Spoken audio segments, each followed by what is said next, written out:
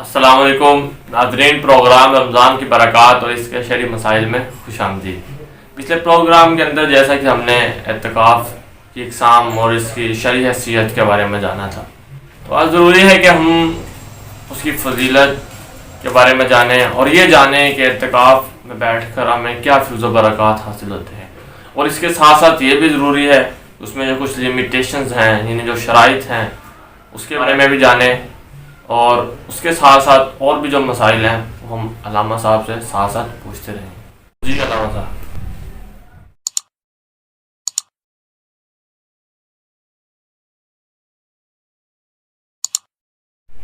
بسم اللہ الرحمن الرحیم۔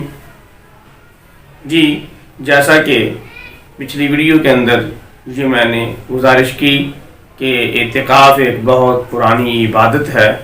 اور جس کا تصور ہمیں قرآن مجید کی سورہ بقرہ سے بھی ملتا ہے کہ اللہ رب العالمین نے حضرت ابراہیم علیہ السلام، حضرت اسماعیل علیہ السلام کو اپنے گھر کی تعمیر مکمل ہونے کے بعد یہ حکم دیا کہ وَعَهِدْنَا إِلَىٰ إِبْرَاهِيمَ وَإِسْمَاعِيلَ أَن طَهِّرَا بَيْتِيَ لِلطَّائِفِينَ وَالْعَاكِفِينَ وَالرُّكَّعِ السُّجُودِ، کہ تم میرے گھر کو خوب صاف ستھرا رکھو اعتکاف کرنے والوں کے لیے، طواف کرنے والوں کے لیے اور رکوع سجود کرنے والوں کے لیے۔ اب جو پوچھا گیا کہ اس کے کیا فیض و برکات ہیں،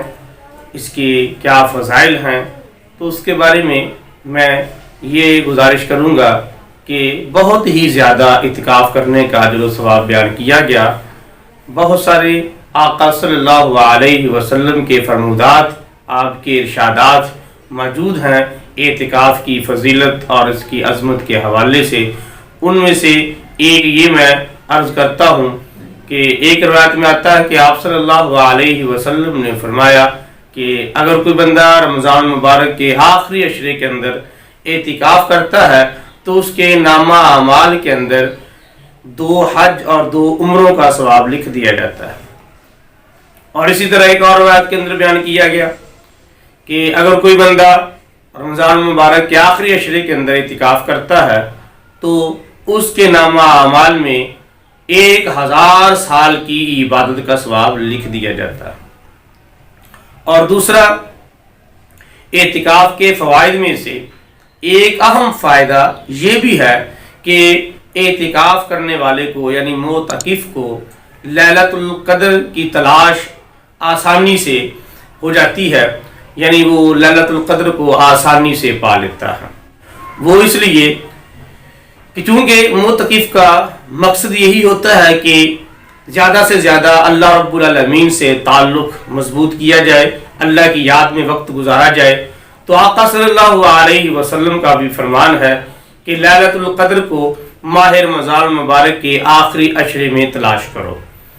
اب معتکف چونکہ ہوتا مسجد میں ہے، بیٹھا ہی اسی لیے ہے کہ اللہ رب العالمین کی یاد میں رہے، وقت گزارے، عبادت کرے، تو اب عبادت و ریاضت کے اندر جب وہ طاق راتیں گزارے گا تو یقیناً وہ لیلۃ القدر کے جو فیض و برکات ہے وہ بھی حاصل کر پائے گا۔ اب وہ جو بات پوچھی گئی کہ اعتکاف کے شرائط میں کیا کیا چیزیں آتی ہیں، تو اس کے بارے میں یہ عرض کرتا ہوں کہ اعتکاف کے ارکان میں یا شرائط میں مسجد کا ہونا بھی ضروری ہے۔ مسجد کے بغیر اعتکاف نہیں کیا جا سکتا۔ اعتکاف کرنے کے لیے مسجد کا ہونا بہت ضروری ہے، مسجد کے علاوہ اعتکاف نہیں۔ اب یہ بات تو طے ہو گئی کہ معتکف کا مسجد میں ہونا ضروری ہے۔ اب یہ بات دیکھنی ہے کہ کیا مسجد کے باہر جایا جا سکتا ہے، تو اس کے بارے میں علماء نے 2 وجہ بیان فرمائی کہ مسجد سے باہر جانا ہے تو اس کی 2 صورتیں ہیں، ایک شرعی صورت اور ایک طبعی صورت۔ شرعی صورت یہ ہے کہ اگر آپ جس مسجد میں اعتکاف بیٹھے ہیں اگر وہاں جمعہ نہیں ہوتا، وہ جامع مسجد نہیں، تو آپ جمعے کے لیے کسی دوسری مسجد میں جا کر نماز جمعہ ادا کر سکتے ہیں، یہ ایک شرعی ضرورت ہے۔ اور طبعی ضرورت یہ ہے کہ اگر مسجد کے اندر واش روم، باتھ روم وغیرہ کا انتظام نہیں، وضو کا انتظام نہیں، تو آپ واش روم کے لیے، قضائے حاجت کے لیے آپ مسجد سے باہر جا سکتے ہیں۔ اسی طرح اگر کوئی سحری افطاری کا کھانا دینے کے لیے کوئی موجود نہیں تو ان سحری افطاری کے کھانا لانے کے لیے وہ جا سکتا ہے، یہ طبی ضرورت ہے۔ علامہ صاحب، چونکہ آج کل ہماری یوتھ زیادہ بیٹھتی ہے، یعنی بزرگ کم ہی ہوتے ہیں، تو وہ بار بار وضو کرنے کے لیے جا رہے ہوتے ہیں، نہانے کے لیے جا رہے ہوتے ہیں کیونکہ گرمی کا موسم ہے، یا باقی وہ آپس میں باتیں ایکٹیویٹیز کر رہے ہوتے ہیں، تو بزرگ منع کرتے ہیں، تو کیا اسلام نے بھی ان چیزوں سے منع کیا؟ جی، جیسے کہ میں نے یہ پہلے گزارش کی کہ مسجد کی حدود سے بغیر شرعی اور طبی ضرورت کے نہیں جایا جا سکتا، تو اب اگر اس کو وضو کی ضرورت ہے تو وضو کرنے کے لیے تو جا سکتا ہے۔ تو یہاں پر پہلی بات تو یہ میں عرض کرتا چلوں کہ جو مسجد کے وضو خانے ہیں، غسل خانے ہیں، یہ مسجد کی حدود میں نہیں آتے، اور یہ مسجد نہیں بلکہ ضروریات مسجد ہیں۔ جی، تو جیسا کہ وہ پہلے گزارش کی کہ مسجد سے بغیر شرعی اور طبی ضرورت کے نہیں جایا جا سکتا۔ اب کوئی بندہ بلا ضرورت کے بغیر ہی اگر وضو کرتا پھرے تو اس کے لیے یہ جانا جائز نہیں۔ اور اگر رہی بات جو آپ نے کہا کہ وہ غسل کرتے ہیں، نہاتے ہیں، تو اس کے بارے میں میں یہ عرض کرتا چلوں کہ اعتکاف میں بغیر شرعی ضرورت کے غسل بھی نہیں کیا جا سکتا اور نہ ہی کرنا چاہیے۔ کیوں؟ اس لیے کہ اگر غسل کرے گا نا، صاف ظاہر ہے وہ غسل خانہ مسجد کی حد سے باہر ہے، تو وہاں وہ جائے گا اور وہ شرعی ضرورت بھی نہیں اور نہ طبی ضرورت ہے، تو وہاں جائے گا تو اس کا اعتکاف ٹوٹ جائے گا۔ گرمی کا موسم ہے، کچھ گرمی کو دور کرنے کے لیے، اپنے بدن کو تسکین دینے کے لیے غسل کرتے ہیں، تو اس بات کی بھی شریعت نے اجازت نہیں دی، اور اس لیے کہ جسم کو یہ ظاہری سکون دینا گرمی سے یا اپنے آپ کو فریشمنٹ کے لیے غسل کرنا، تو اس کی بھی شریعت اجازت نہیں دیتی۔ کیوں؟ اس لیے کہ یہ خود کو تازگی دینا اور اپنے آپ کو گرمی سے تسکین دینے کے لیے غسل کرنا، نہ تو یہ کوئی شرعی ضرورت ہے اور نہ طبی ضرورت ہے۔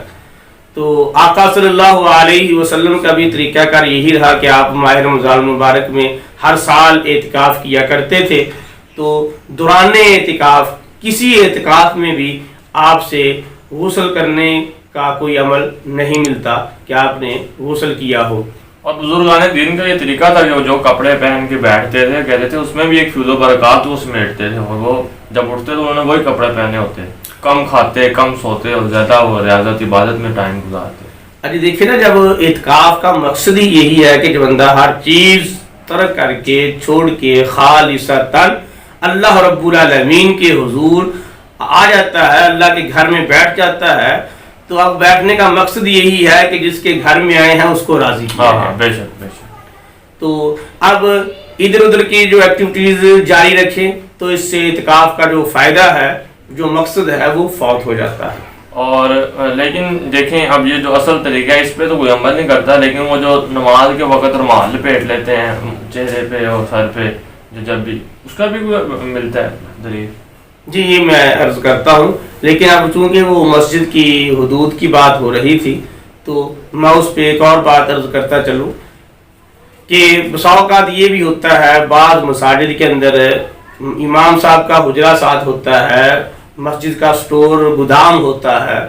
تو یہ چیزیں بھی مسجد کی حدود سے باہر ہوتی ہیں۔ میں نے سنا جو محراب ہوتا ہے، محراب، جی، محراب کے بارے میں بھی کچھ علماء کا یہی موقف ہے کہ وہ مسجد کی حد سے باہر ہے، لیکن وہاں سے بھی جانے سے اجتناب کیا جائے۔ اور لیکن یہ چیزیں جو ہیں، جو امام کی رہائش ہے، جو مسجد کے سٹور ہیں، جہاں دیگر ضروریات مسجد کے لیے جو چیزیں بنائی گئی ہیں، وہاں جانے سے بھی پرہیز کیا جائے، وہاں بھی نہیں جانا چاہیے۔ اگر کوئی بغیر شرعی ضرورت کے جائے گا تو اس کا اعتکاف ٹوٹ جائے گا۔ رومال کی بات ہوئی۔ ہاں، اب وہ جو آپ نے پوچھا کہ اعتکاف کے دوران وہ کچھ رومال کے ساتھ منہ پیٹ لیتے ہیں، تو شریعت میں موتقف کے لیے ایسا کوئی کنسپٹ نہیں، اور نہ ہی یہ منہ چھپانا چاہیے۔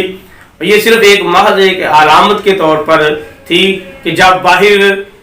قضائے حاجت کے لیے موتقف جاتا تھا تو وہ ایک اپنا منہ چھپا لیتا تھا تاکہ دیکھنے والے کو پتہ چلے کہ یہ اعتکاف والا ہے، اس سے کوئی گفتگو نہیں کرنی۔ لیکن ایک اب سب سے اہم سوال ہے کہ حکومت نے مساجد میں اعتکاف کرنے سے منع کر دیا، تو اس صورتحال میں جو ہے باپ اعتکاف کرنا چاہتے ہیں آخری عشرے میں یا بھی یہ 1-2 دن رہ گئے، تو ان کا کیا طریقہ کار ہے؟ وہ گھر میں کریں تو ان کا وہ نفلی اعتکاف ہوگا کہ وہ جو سنت اعتکاف ہے وہ؟ آج اس کے بارے میں یہ ہے کہ اعتکاف کے لیے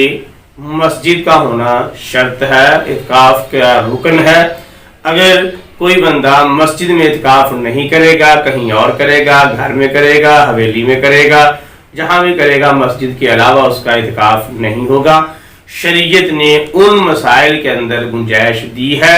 جو شرائط یا فرائض میں سے نہ ہو، تو اب یہاں پر کسی قسم کی کوئی لچک نہیں کہ مسجد کو چھوڑ کر گھر میں اعتکاف کیا جائے، یہ جائز نہیں۔ تو لیکن وہ نفلی اعتکاف سے ہوگا اس کا؟ نہیں، نفلی اعتکاف بھی نہیں، اعتکاف ہوگا نہیں، اعتکاف ہوتا ہی مسجد میں۔ لیکن آپ بھی دیکھیں کہ پہلے تو جو جمعہ ہے وہ بھی مسجد میں جا کے ہوتا تھا، لیکن اب انہوں نے جب منع کیا، پابندی لگائی، تو پھر جمعہ کا ثواب تو لوگوں کو ملتا رہا جو اپنے گھر میں بیٹھے۔ نہیں، لیکن وہ گھر میں نماز ظہر پڑھ رہے ہیں، جمعہ گھر میں بھی جمعے کا متبادل ہے ظہر، اگر جمعہ نہیں پڑھ سکا تو وہ ظہر پڑھ لے۔ اب جمعے پہ پابندی ہے تو اس کا متبادل موجود ہے، ظہر ہے، اور نماز گھر میں پڑھی جا سکتی ہے، مسجد نہیں پڑھی جا سکتی، اس لیے گھر میں پڑھ لیتے ہیں تو ان کو وہ ثواب مل جاتا ہے۔ تو جی علامہ صاحب یہ بھی بتا دیں کہ جو بھائی اعتکاف بیٹھیں گے جن علاقوں میں اجازت ہے یا جس طرح بھی وہ، تو ان کا کیا معمول ہونا چاہیے؟ سنت طریقہ اس میں کیا ہے عبادت کرنے کا؟ جی، عبادت کرنے کا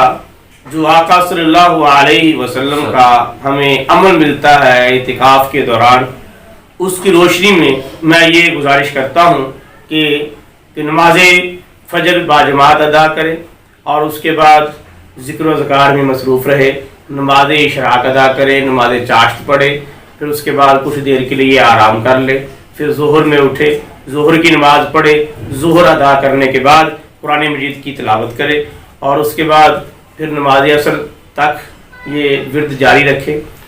اور نماز عصر کے بعد بھی آقا صلی اللہ علیہ وسلم کی ذات پر درود و سلام پڑھے اور ذکر و اذکار کرے۔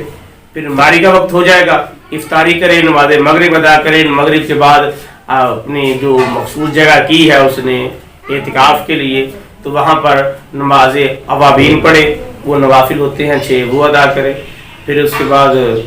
اور ذکر و اذکار میں مصروف رہے، نماز عشاء کا وقت ہوگا تو نماز عشاء ادا کرے، تراویح پڑھے، اور اس کے بعد آقا صلی اللہ علیہ وسلم کا جو عمل ہے وہ قرآن مجید کا دور کیا کرتے تھے حضرت جبریل امین کے ساتھ، کیونکہ جبریل امین ہر سال ماہ رمضان مبارک کی ہر رات آقا صلی اللہ علیہ وسلم کے پاس حاضر ہوا کرتے تھے اور آپ صلی اللہ علیہ وسلم سے دور کیا کرتے تھے۔ اور ویسے بھی یہ قرآن مجید ماہ رمضان مبارک کی بہترین عبادت ہے،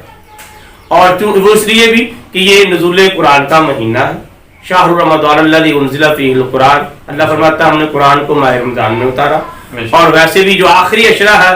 اس میں تو خاص کر بندے کو قرآن مجید کی باکثرت تلاوت کرنی چاہیے، اور ایک سنہری موقع ہوتا ہے، آپ کے پاس کھلا ٹائم ہوتا ہے۔ ہاں، یہ آپ کو ایک معمول بتایا گیا، آپ رات کو بھی ذکر و اذکار کر سکتے ہیں، تسبیح نماز پڑھ سکتے ہیں، قرآن پاک تو ضرور پڑھنا ہے، اس کے ساتھ ترجمے کے ساتھ بھی آپ کچھ قرآن پاک پڑھ سکتے ہیں۔ ہاں جی، اگر بندہ